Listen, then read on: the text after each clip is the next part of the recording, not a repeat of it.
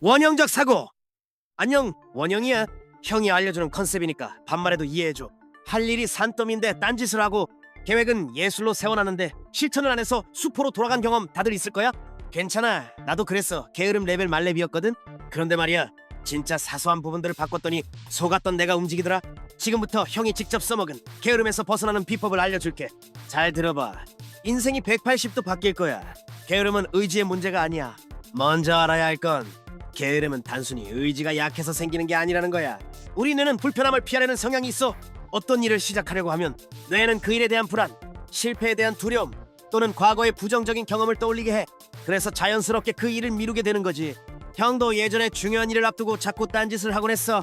그때는 내가 게으르다고 생각했지만 나중에 알게 된 건 내가 그 일을 시작하는 게 두려웠다는 거야. 작은 행동부터 시작해.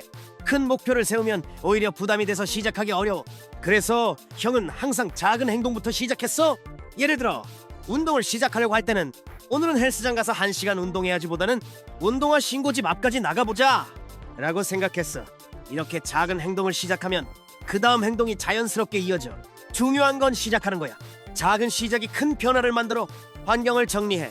우리 주변 환경은 우리의 행동에 큰 영향을 미쳐. 형은 작업할 때 항상 책상을 정리하고 핸드폰은 다른 방에 두거나 비행기 모드로 설정했어.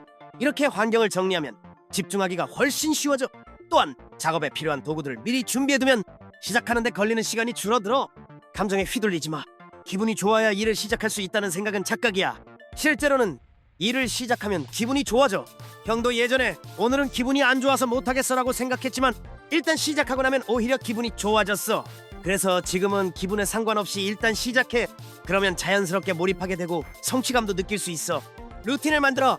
일상의 루틴을 만들면 행동이 자동화돼서 게으름을 이기기 쉬워져. 형은 아침에 일어나면 바로 물 한 잔 마시고 스트레칭을 한 다음 오늘 할 일을 정리해. 이렇게 루틴을 만들면 하루를 계획적으로 시작할 수 있고 게으름을 피우는 시간을 줄일 수 있어. 자기 자신과의 대화를 바꿔. 자신에게 부정적인 말을 하면 행동하기가 더 어려워져. 형도 예전에 나는 왜 이렇게 게으를까 라고 자책했어. 하지만 지금은 오늘은 조금 힘들지만 그래도 한 걸음 나아가보자라고 말해. 자신에게 긍정적인 말을 하면 동기부여가 되고 자신감을 갖고 행동할 수 있어.